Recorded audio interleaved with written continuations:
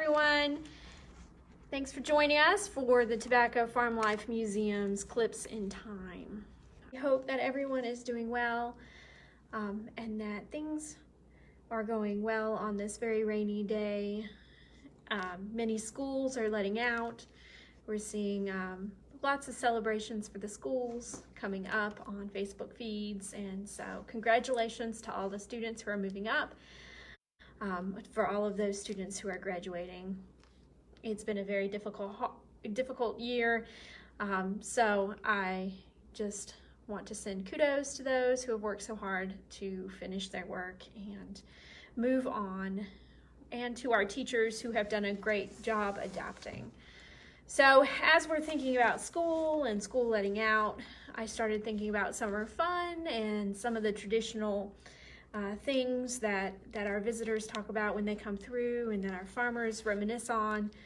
And so some of those are swimming holes, and some of those are going to amusement parks. They went to local amusement parks, or just getting out and going to the movie theaters.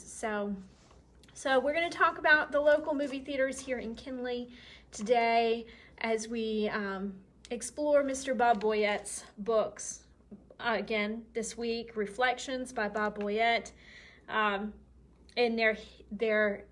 his recorded articles from the Kinley News that were published through the Kinley News. So we'll look at those today. So thank you everyone for joining. So Kinley Theaters, did you know that there were 2 movie theaters in Kinley at one time? So we had a movie theater in 1940 open up, and it ran until about 1961.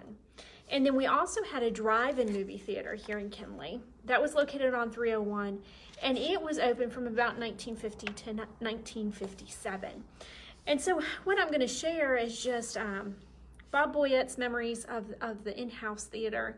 And this just popped out to me because there's been a lot of talk about drive-in movie theaters becoming popular again. Some churches are using drive-in movie theaters to hold services on Sunday due to the COVID-19 situation.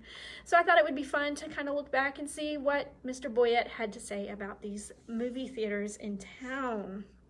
So, the building in Kinley was owned by H.M. Sr., Mr. Flowers said. Mr. O'Neill did acquire ownership of the building in 1947. In the earlier years, the building was heated by a coal heater. We did disturb the patrons some when we added coal to the fire. A fan located behind the building would help keep people cool in the summertime. And if it was real hot, we would put a block of ice in front of the fan, Mr. Flowers added. In 1947, when Mr. O'Neill bought the building, he also remodeled it. He installed an oil furnace and air conditioning system. He built a stage and 2 exits at the rear of the theater. Mr. Flowers pointed out, costs of going to the movie from 1940 to 1952 was 10 cents for children, 12 and under, while everyone 13 or over had to pay 25 cents. Popcorn cost 5 cents a bag. Herbert Grizzard Jr. retained the popcorn concession until Mr. O'Neill acquired the building in 1947. Prices increased to 20 and 35 cents in 1952, with popcorn prices increasing to 10 cents. According to Mr. Flowers, the week's best movie was shown on Thursday and Friday. On Saturday, beginning at 1 p.m., the traditional Western and weekly series was shown until 10:30 p.m.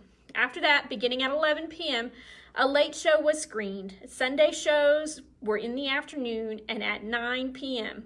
There was not a 7 p.m. show because of church. On weeknights, the shows began at 7 p.m. and 2 shows began nightly. Kinley was a live place as its stores remained open until 10 p.m. on Saturday nights in the 1940s. To help draw a crowd to the movie, the Kinley band led by Zeb Watson would play in front of the theater for about 15 to 30 minutes each Saturday night. Members of the band were not paid, but were given passes to the show, Mr. Flowers stated. Paul Edgerton was ticket taker and usher the first week after the theater opened in 1940 and made $3 per week. The theater probably seated about 500 to 600, including the balcony, according to Mr. Flowers. Tex Ritter and members of the Grand Ole Opry were among live audiences that had appeared on the stage. The movie that drew the biggest crowd was Gone with the Wind. During its 3 days run, from 1946 to 1948, we placed chairs in the aisles almost every night, Mr. Flowers said. You had to live in the Kinley area in the 1940s to appreciate the Kinley Theater. It was where one could see the actual scenes of World War II in the movie news. That was shown with most regular features. It was also the place a person could forget the war for a couple of hours.